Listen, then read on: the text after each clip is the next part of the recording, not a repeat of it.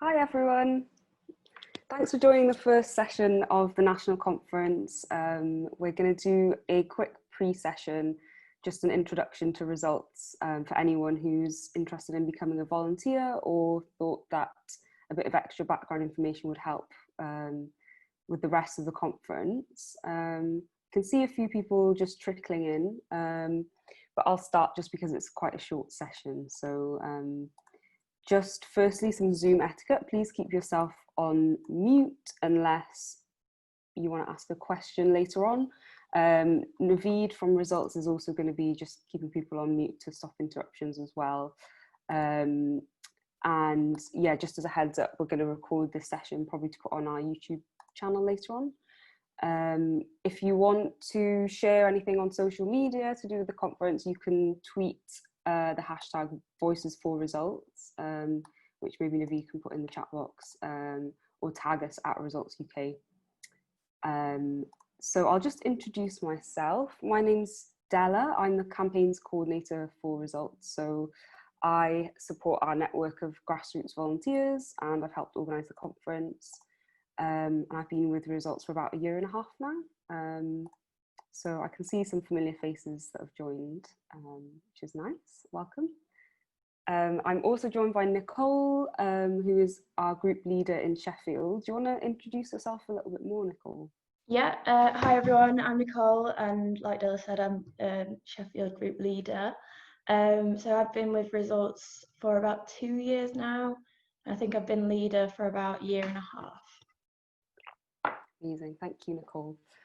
So what we're going to do is, if you can pop in the chat, we'll do a bit of a virtual icebreaker. Tell us your name, what city you're based in, or if it's outside of a city, where you're based in, and why you've joined the session. It'd be really nice to read your comments in the chat box.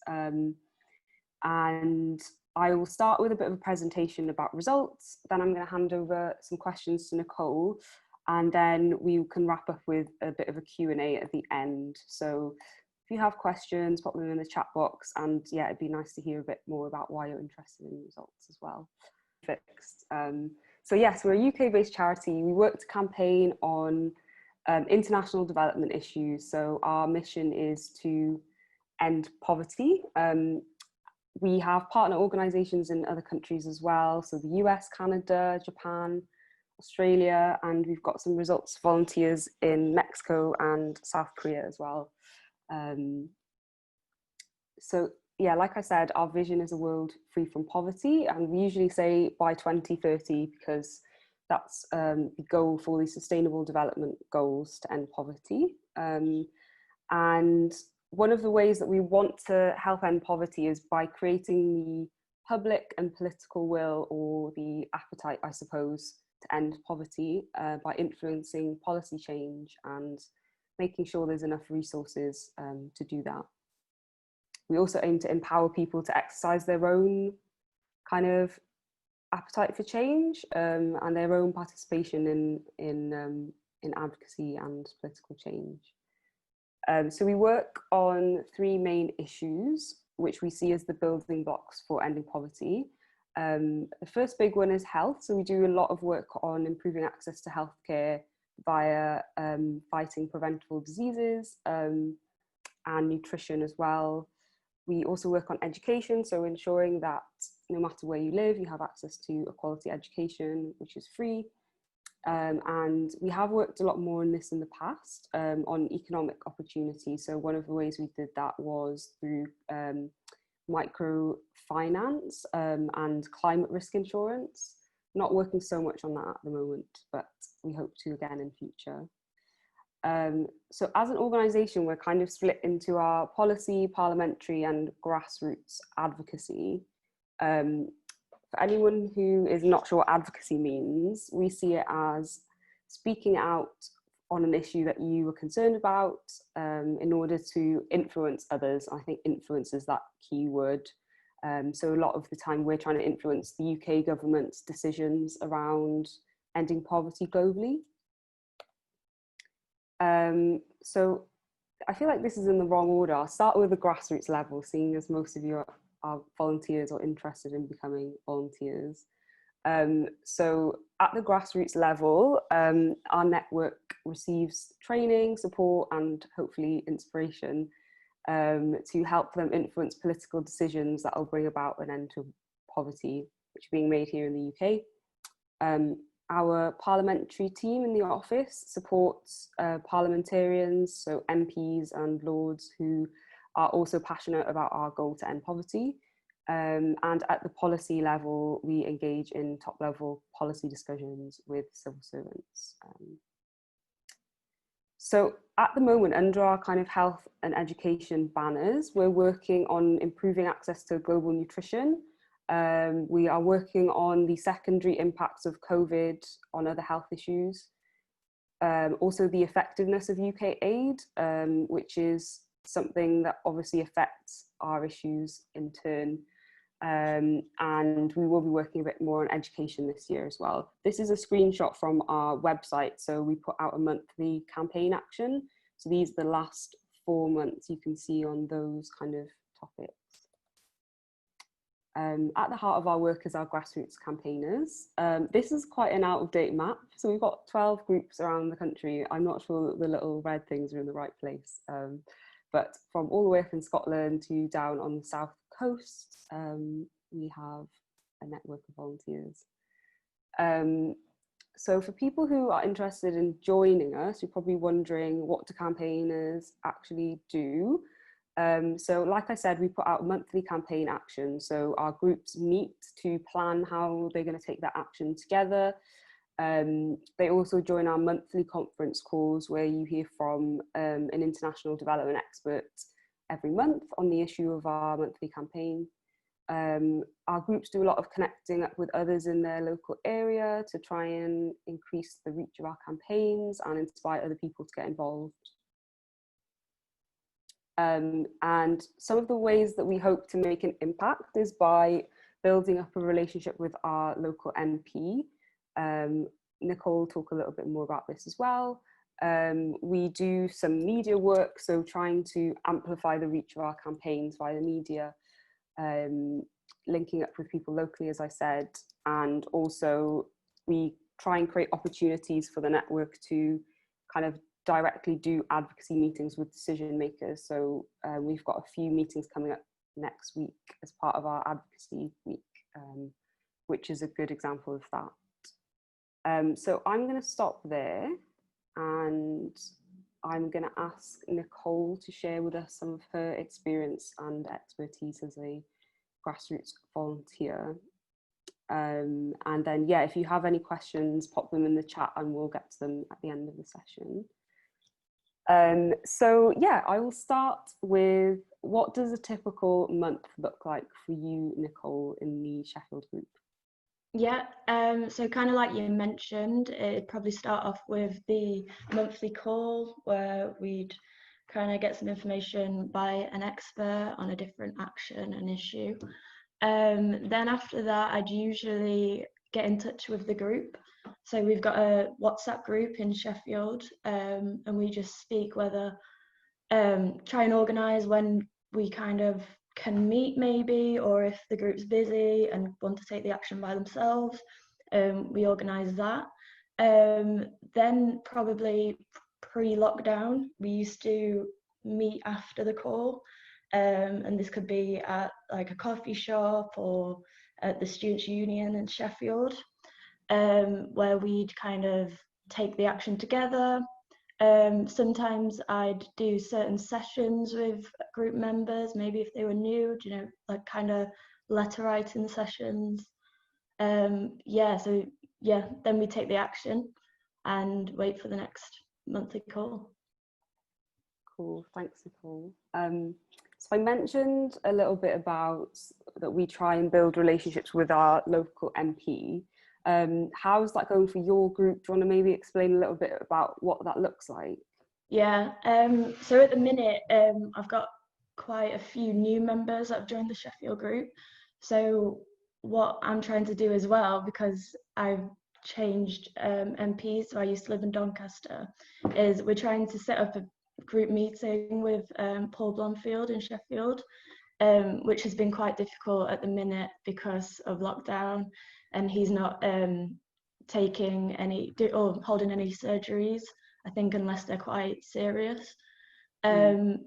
So at the minute we're trying to kind of develop a rapport and that kind of relationship by meeting with him. I think meeting with your MP is definitely a good way to kind of build that relationship with them. I know my last MP, after I met with her, I seemed to get a lot of kind of letters back from her if I was doing an action and sending a letter. So yeah, we're just at the moment just trying to develop that kind of relationship with Paul. Amazing, thank you. I hope it goes well. I know it's been a mixed bag in terms of how available MPs have been during the whole COVID crisis. So yeah, some have been better than others at doing online surgeries and offering online meetings. So fingers crossed that your efforts pay off after a while. I know that you do usually get a lot more back from them once you've met them face to face, and it tends to kind of, I don't know, something kind of clicks once you've been in the same room, I think, as your MP. It's kind of, I think yeah, as soon as he keeps like noticing us and seeing that we keep writing to him, or like, it probably will help a lot. Yeah, definitely. I should mention that some of the things that we would ask an MP to do on our behalf, like in Parliament, it might be writing to the relevant minister on international development or the Secretary of State. It could be writing to the Prime Minister, or raising a question in Parliament, either written or spoken question, which is some of the ways that MPs can keep our issues on the agenda and put pressure on the government to create change. So yeah, I think that isn't always obvious to new volunteers, so just to mention that. Okay, so lastly, what is your favourite thing about being a results campaigner? Yeah, so my favourite thing, I think, probably is the fact that you get really involved in each kind of action. So instead of maybe just signing a petition and sending it off, you get to listen to an expert in that area and like kind of gain a good background knowledge on what you are campaigning for. And Results is probably one of the only kind of campaign groups that I know of that does that. And also things like kind of the national conference, you get to listen to different experts talk on different issues. And yeah, you get really great opportunities to get involved in kind of like campaigning training sessions and that kind of thing. And I think that's been one of my favourite things to be involved in with Results. Thanks, Nicole. Glowing review from you. Thank you. Okay, I will just wrap up with a couple more examples from what other groups around the UK have been up to recently. And then, yes, we'll have time for questions. So let me resume my screen share.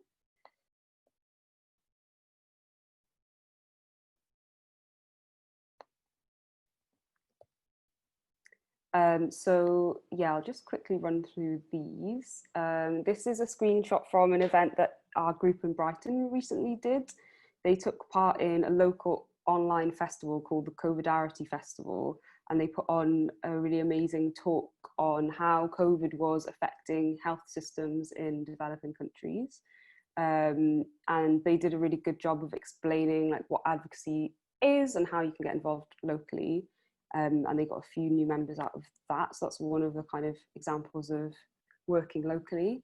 This is the London group, I think this was last year, writing letters to a minister, Secretary of State, asking for increased investments in health multilateral funds, so global organisations that fight diseases, offer vaccines and that sort of thing. I think they took these pictures in order to be able to amplify it on social media and tag their MP and things like that. This is the Pool group doing some fundraising, but also combining it with talking to local people about UK aid and sort of challenging some of those misconceptions, which is a lovely example of a group activity. Again, this is the Pool group on the left with the infamous cream tea fundraising. And then the one on the right is a photo from last year's Advocacy Day. So we had a group of campaigners and staff meet with Matthew Rycroft, who's the highest civil servant in the Department for International Development. So they gave him a good grilling about what the department's priorities were on some of the health issues we work on. And this, I think, was my favourite thing I've been involved in recently. This was obviously pre-COVID, as you can tell by the photo. So we teamed up with campaigners from the One Campaign, UNICEF, Save the Children and Global Citizen to go into Parliament to talk to our MPs about immunisation. So we tried to get as many MP meetings as possible in that room, and ask our MPs to sign on to a letter to the Prime Minister asking that he invests in Gavi, the Vaccine Alliance. So you can see on the bottom left there, that's a couple of members from the London group getting their MP to sign the letter. And then this, on the right here, we've got an article that one of the London group got published in the South London Press on the need for a global response to the COVID crisis. And then on the left, we've got the Stork Valley group, this was their old MP actually, getting in the local paper for putting some points to their MP on UK aid and health issues. So a couple of the things that we've been successful in campaigning on recently, I'll start with the last one. I mentioned Gavi, the Vaccine Alliance. We helped ensure that the UK made a 1.65 billion 5-year commitment to Gavi, the Vaccine Alliance, which is a huge amount of money over a 5-year period, and it will help vaccinate a lot of children in developing countries against diseases like yellow fever, measles, pneumonia. So yeah, that was a huge win for us. We did a lot of campaigning on it, and hopefully it will change the lives of 300 million children by 2025. We also worked to ensure the UK made a pledge to the Global Fund to fight AIDS, TB and malaria. And we were successful in that. And their pledge alone will help save 2 million lives. And then this was a bit longer ago. We also campaigned for a successful replenishment for the Education Cannot Wait Fund, which helps children in emergencies and humanitarian disasters receive an education.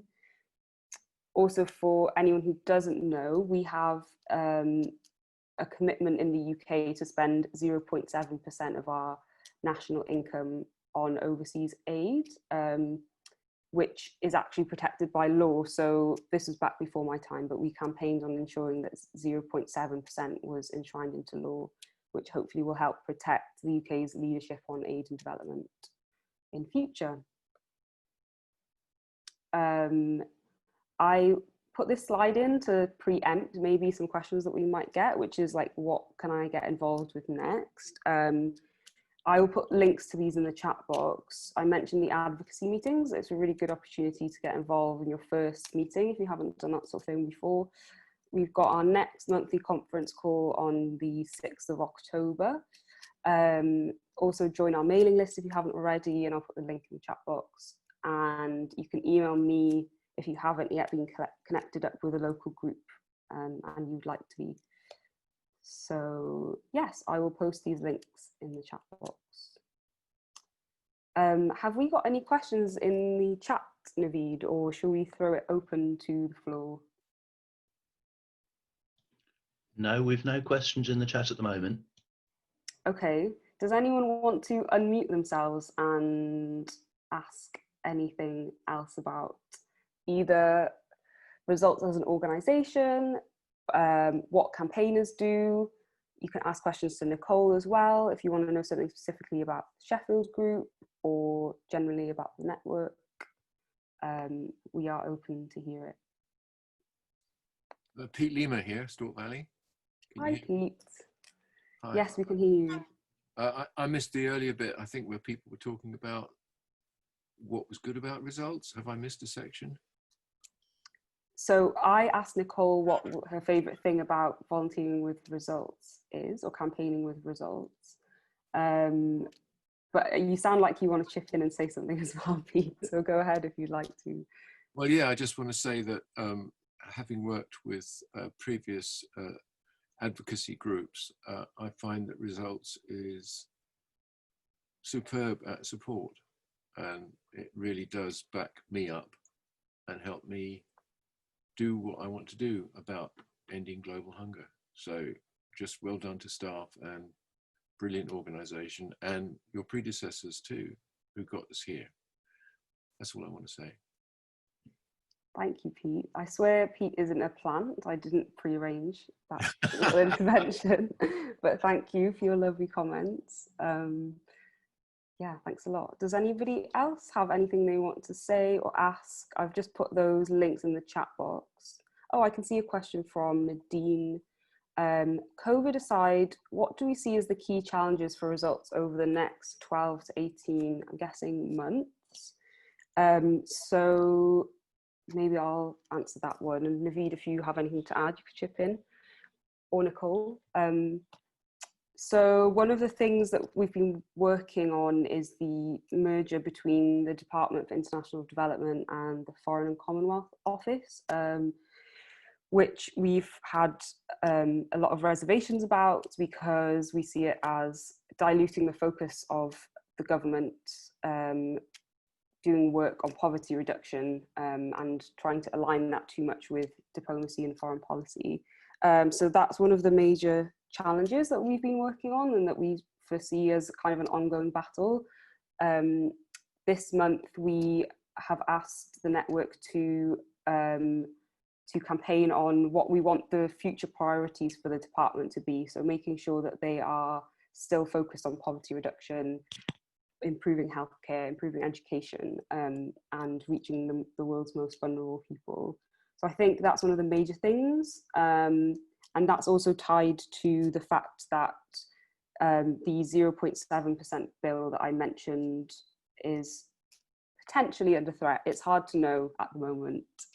So hopefully as we have more information, we can have more impact there. Another thing actually that we've been campaigning on is nutrition funding. So it's semi-linked to COVID. There was due to be a big nutrition summit coming up in the summer actually, alongside the Olympics in Japan, which was postponed because of COVID. And it was going to be a really big global moment for donors to get together and pledge funding for nutrition interventions. So in all countries in the world, but we were hoping to get the UK to pledge some funds for nutrition programs in developing countries. And because the summit's been postponed, that means we don't have a moment to kind of mobilize the government. So we've been trying to push that they still make a commitment before the end of the year, because that's when their commitments for nutrition funding run out. So we are trying to say, make a commitment now before time runs out. So yeah, that's one of the other things we've been working on. Did anyone have anything to add on that? I don't think you did, Naveed or Nicole. No. Does anyone else have any other questions that they wanted to shout out? Hello, it's Bentley from Linlithgow. Could you say when this nutrition conference is meant to be then? Is it this year, or is it going to be sometime next year? Or? So there was meant to be this year a kind of big public glitzy moment alongside the Olympics in the summer, and then the actual summit in December. So that would be a kind of deadline, I suppose, for making your pledges. But it's now been moved to December 2021. So what we're saying is if the government waits until that moment to pledge, they've actually missed out on a whole year where they could have been funding really amazing nutrition programs in other countries. So we want them to make an early pledge this year and not wait till the summit next winter. Yeah, cool, hope that's clear. Thanks, Bentley. Okay, last opportunity if anyone has any other questions for me or Nicole. But if not, we can wrap up a couple of minutes early and head into the break, and then we will start with Aaron's opening remarks at 9:45. So if you want to take an extra couple of minutes to get a cup of tea, that's fine with me. And you can always email me any questions as well. I'm just going to write my email address in the chat box.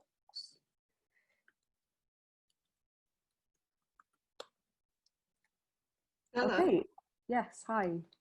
Hi, Jill. Hi, I'm Jill from Stork Valley Group. Just to say that I think Results is really good at celebrating success, that the network and the people in the office, you know, if you've had even a small success, it gets celebrated and noticed and amplified, and that's just great to get that feedback. Thanks, Jill. That's really nice to hear. I mean, we're always inspired by what everyone in the network is doing, and it's, I think, the least we can do to just shout about how amazing it is, all the work you're doing with your MPs and locally. So yeah, big thanks to you guys for that. Cool. Anybody else have any questions or interventions they want to make in the last couple of minutes?